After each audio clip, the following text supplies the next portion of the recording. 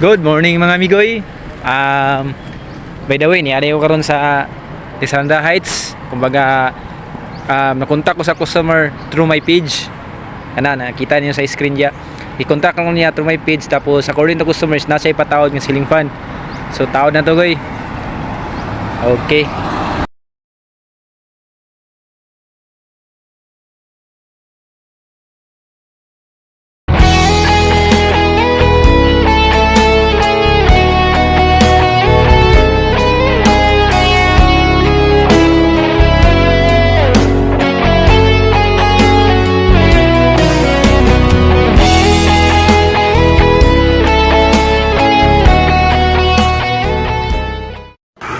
Bago mo husgahan ang pagkatao ko, subukan mong isuot ang sapatos ko at lakbayin ng buhay na tinahak ko.